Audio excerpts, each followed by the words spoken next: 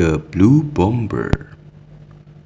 Mungkin sulit bagi para gamer zaman sekarang membayangkan hal ini, tetapi Rockman atau Mega Man adalah salah satu karakter maskot game yang paling terkenal di dunia pada dekade 1980 dan 1990-an. Jauh sebelum para gamer mengenal Ryu dan Ken dari Street Fighter atau para zombinya Resident Evil, maskot Capcom itu ya Mega Man ini. Semenjak ia pertama kali diciptakan oleh Keiji Inafune di tahun 1987 dulu, sang Blue Bomber sudah membintangi lebih dari 30 game.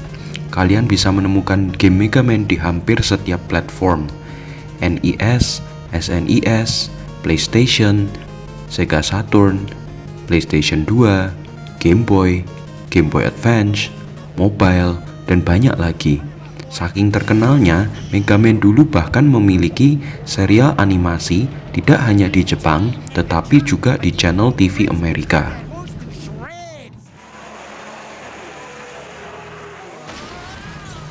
Gameplay Mega Man di zaman dulu memang unik. Berbeda dengan karakter video game lain yang statis, Mega Man adalah karakter yang terus berubah dan berevolusi dari level ke level. Setiap kali kamu mengalahkan bos di salah satu level, Mega Man bisa menyerap senjata mereka, lalu menggunakan senjata itu untuk mempermudah perjuangannya mengalahkan bos yang lain. Ini sangat membantu membedakannya dari seabrek ikon game di era jadul dulu. Mega Man yang awalnya berasal dari genre 2D platform di NES menjadi kian populer lantas merambah ke berbagai genre lainnya. Genre 3D platform melalui seri Mega Man Legends, genre RPG melalui seri Mega Man Battle Network, dan saking populernya Mega Man sampai punya game permainan sepak bola, Mega Man Soccer. That just shows how insanely popular this character was. Akan tetapi, Capcom tidak melupakan akar dari Mega Man, yaitu 2D platform. Di tahun 1993, sudah ada 6 game Mega Man klasik dirilis di NES, dan formula lawas ini dirasa mulai basi. Ketika konsol SNES dirilis, Capcom menilai ini sebagai sebuah kesempatan untuk merefresh kembali konsep Mega Man. Mega Man pun diredesain untuk menjadi lebih dewasa dan edgy. Hasilnya adalah sebuah seri baru, Mega Man X. Subseri yang ini bersetting 1 abad setelah seri Mega Man klasik, menghadirkan karakter hero dan villain yang baru, serta tidak banyak bersangkutan dengan seri klasiknya. Mega Man X sukses besar, dan ia pun tumbuh berkembang, melahirkan total sampai 8 entry di dalamnya. Salah satu entry paling populernya adalah Mega Man X4, game keempat di seri tersebut. Mega Man X4 adalah game Mega Man X pertama yang didesain secara khusus untuk konsol generasi kelima, Sony PlayStation dan Sega Saturn. Let's dive in to see why this entry became a classic.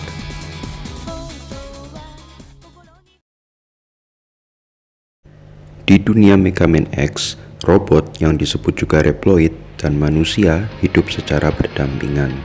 Akan tetapi, ada Reploid-Reploid tertentu yang programmingnya rusak dan mereka menjadi teroris yang menyerang manusia. Reploid yang rusak itu dicap sebagai Maverick, dan mereka harus diburu serta dimusnahkan. 2 unit keadilan yang bahu-membahu menangkap para Maverick disebut sebagai Hunter dan Repliforce. X dan Zero adalah 2 Hunter yang terbaik dalam bidang mereka, dan mereka sudah sukses berulang kali menghentikan ulah jahat para Maverick. Di awal game Mega Man X4, sebuah kota angkasa bernama Sky Lagoon disabotase dan dijatuhkan dari langit. Tragedi ini memilukan, sebab angka kematian baik orang dan Reploid sangat besar. Akan tetapi, yang membuat kejadian ini lebih tragis adalah identitas dalang di balik sabotase Sky Lagoon. Siapa sangka bahwa pihak yang menjatuhkan Sky Lagoon adalah RepliForce. Di pihak lain, RepliForce merasa bahwa mereka dijadikan kambing hitam dan memutuskan untuk sekalian memberontak saja daripada menyerah tanpa perlawanan.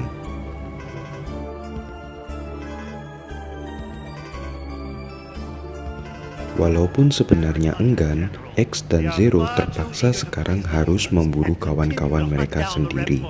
Apakah RepliForce benar-benar pihak yang bersalah dalam tragedi Sky Lagoon? Ataukah ada pihak lain yang berusaha mengadu domba kedua unit keadilan ini? Mega Man X4 menjadi Mega Man pertama yang memberi penekanan serius kepada cerita. Sang produser Keiji Inafune sendiri mengatakan bahwa dalam proyek ini, ia tak banyak campur tangan dalam desain artwork, level, maupun musuh.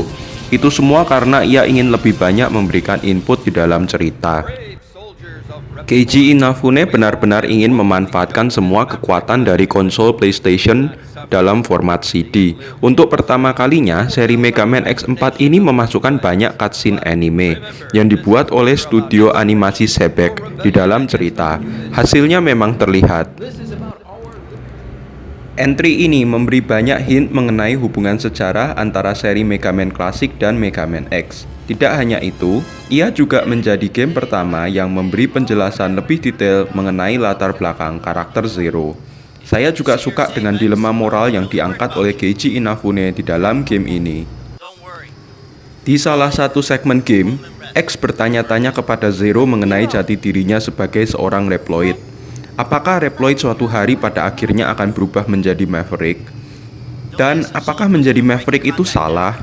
Salahkah seorang robot yang ingin menjadi independen, lepas dari pengaruh kuasa dari manusia? Dan etiskah bila manusia mengutus Hunter, notabene juga robot, untuk memburu kaum mereka sendiri? Jangan-jangan Keiji Inafune membaca kisah Three Laws of Robotics dari Isaac Asimov sebelum menggarap game ini.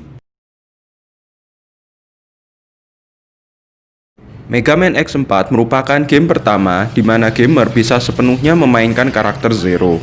Saya tahu kalau gamer sudah bisa memainkan Zero di Mega Man X3, tetapi dalam game tersebut ia tampil lebih sebagai karakter sampingan, dan gameplay permainannya sangat mirip dengan X. Baru di dalam game inilah Zero benar-benar diberi karakteristiknya tersendiri oleh Capcom.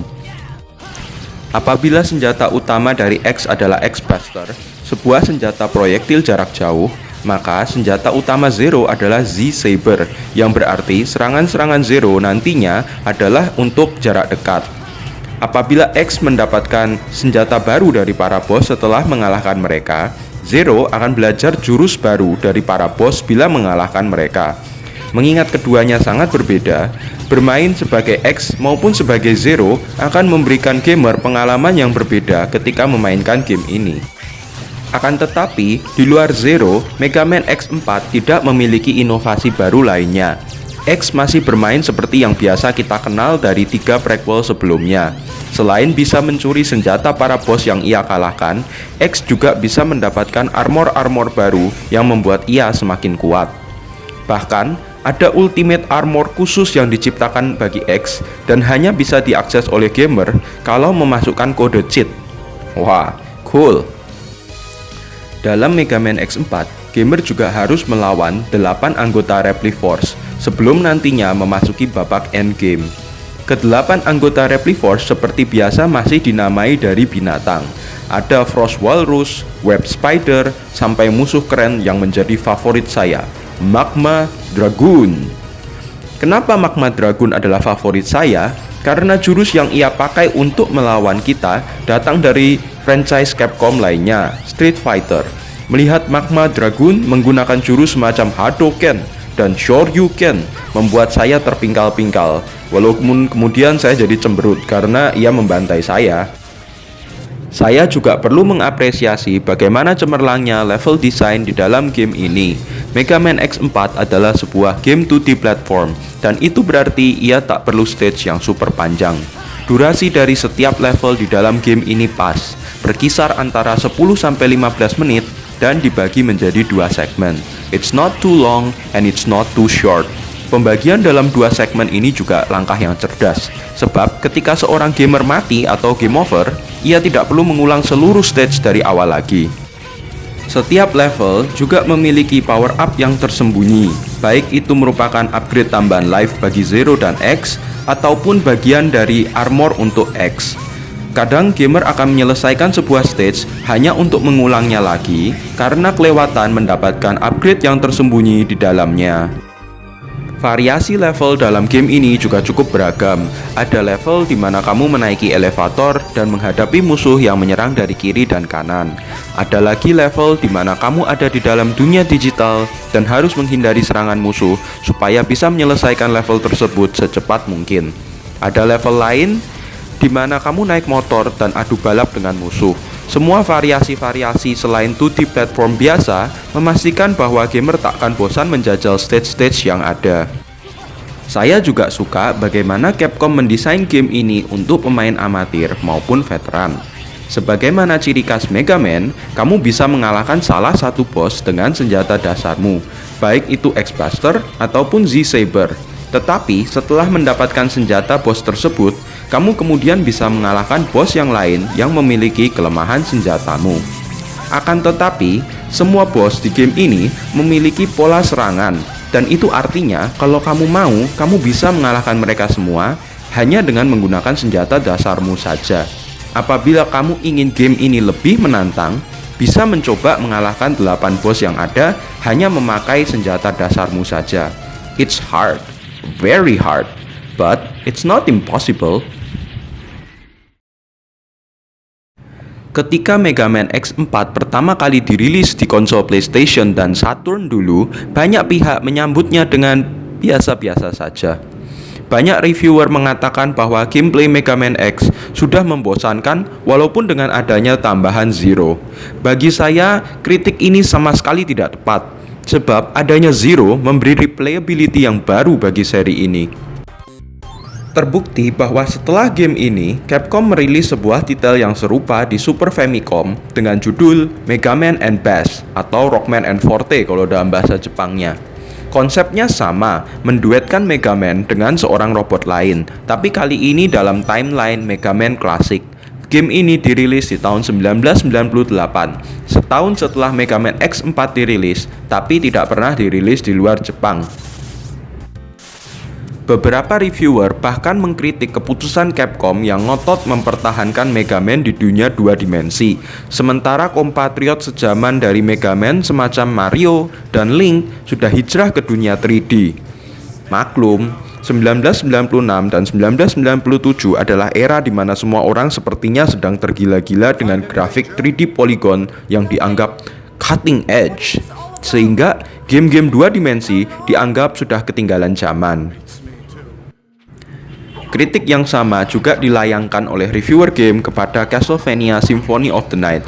Franchise lain yang seperti Mega Man dianggap terlalu ngotot bersikukuh dengan akarnya di dunia 2D. Toh, memainkan game ini lagi hampir 25 tahun setelah ia dulu dirilis membuat saya menyadari bagaimana Mega Man X4 adalah salah satu Mega Man 2 dimensi terbaik yang diciptakan. Kontrol dari Mega Man dan Zero sangat berbeda, sehingga memainkan keduanya sama-sama seru. Kesulitannya juga pas, tidak terlalu mudah, tapi tidak terlalu sulit sampai membuat frustasi, sehingga membuat saya mudah merekomendasikan game ini kepada newcomer dalam franchise Mega Man. Sosok Zero bahkan menjadi breakthrough karakter. Popularitasnya melejit setelah game ini, dan tak lama kemudian ia membintangi serinya sendiri, Mega Man Zero, yang dirilis di Game Boy Advance.